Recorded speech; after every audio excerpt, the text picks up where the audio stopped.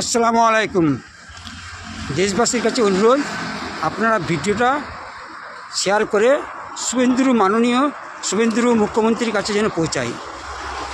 আমি মাননীয় মুখ্যমন্ত্রীকেই কথাগুলো লক্ষ্য করে বলবো, কারণ আমি সেদিন ফেসবুকে দেখলাম যে খবর জানতে পেলাম আমাদের যে কলকাতা এয়ারপোর্টের মসজিদ আছে সেখানে নাকি ফজরের নামাজ জোহরের নামাজ বন্ধ করে দিয়েছে।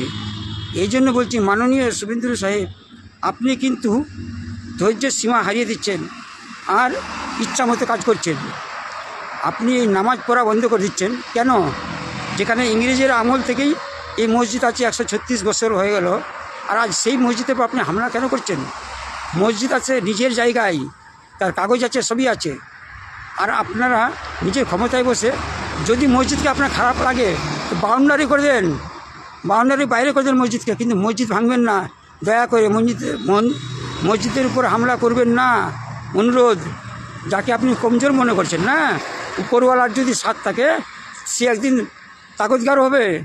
আজ আপনি যেমন সাঁতাচ্ছেন, কালকে যখন আপনাকে সাঁতাবে তখন আপনার চোখের পানি পড়বে, তখন কথাগুলো খেয়াল পড়বে। এই জন্য বলছি, আপনি বাংলাদেশ থেকে এসে হিন্দুকেও কাঁদাচ্ছেন আর মুসলমানও কাঁদছে, কেউ শান্তিতে নয়। দয়া করে আপনি মসজিদের উপর হামলা করবেন না, মসজিদ সরাবেন না। মসজিদ কোনো 20তলা বিল্ডিং নয় যে আপনার এয়ারপোর্টের ওই জাহাজ প্লেনের অসুবিধা হচ্ছে। মসজিদ নিচু, আর আপনি বাহানা করছেন যে এয়ারপোর্টের ভিতরে থাকবে না। এতদিন থাকলেও আজ ক্ষমতায় বসে আপনি ইচ্ছামতো কাজ করছেন।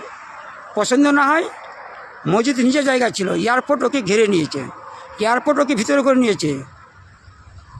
যদি খারাপ লাগে তো আপনি এয়ারপোর্টের বাইরে করে দেন, অন্য দিক দিয়ে আসবে মুসলমান, কিন্তু আপনার এয়ারপোর্টে আসবে না নামাজ পড়তে। কিন্তু মসজিদ ভাঙবেন না, অনুরোধ। আমাদেরকে কাঁদাবেন না। এই মসজিদ হচ্ছে আমাদের স্মৃতি, মুসলমানের স্মৃতি। এই জন্য বলছি অনুরোধ, যে দয়া করে আপনি এমনই কাজ করুন যেন আপনার সুনাম থাকে। এই 2 মাসের মধ্যে অনেক কাণ্ড ঘটে যাচ্ছে, অনেক দুঃখী আছে। আপনাদের বিজেপির কোনো নেতা হলে মুখে কালো কাপড় দেন, আর মুসলমানের যদি কোনো অপরাধী হয় তো তাকে কোমরে দড়ি বেঁধে ঘোরাচ্ছেন। কেন এইভাবে? এটা কি আইনে আছে? আইনে আছে, আপনার দোষী আছে, তাকে আপনি জেলে পাঠান, কিন্তু ওই গ্রামে গঞ্জে ঘোরাই না, কিন্তু আপনি তাও করছেন। তা আজকে আপনি ওদের সঙ্গে করছেন, কালকে যখন অন্য দল আসবে, যখন আপনাদের সাথে করবে, তখন আপনি ভাববেন যে কি আছে। এই জন্য ভুল কাজ করবেন না, আর কাউকে অন্যায় রাস্তা দেখাবেন না, মানুষকে বেশি কাঁদাবেন না।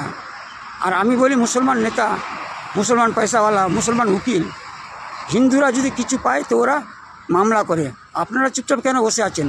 আপনারা কেন এই মসজিদ নিয়ে মামলা করছেন না? মসজিদ নিজের জায়গায় আছে, ওর কাগজ আছে, সবই আছে। নৌসাদ চিৎকার করছে আর আপনারা মুখে জিপি রাখে কেন চুপচাপ আছেন? ভোটের সময় সবাই আসবে মুসলিমের কাছে ভোট নিতে, আর আজ একটা মসজিদ রক্ষা করতে পারবেন না? মসজিদে যেখানে কাগজ আছে, বাবরি মসজিদ ভেঙেছিল রাম মন্দিরের বাহানায়, আর এটাকে আবার করবে এখন এয়ারপোর্টের বাহানায়। এয়ারপোর্টের ও বাউন্ডারি করে নিক, ও বাউন্ডারির বাইরে করে নিক, কিন্তু যেন মসজিদ থাকে, এটাই আমার অনুরোধ। আপনারা দয়া করে ভিডিওটা শুভেন্দুর কাছে পৌঁছাবার চেষ্টা করবেন। আসসালামু আলাইকুম।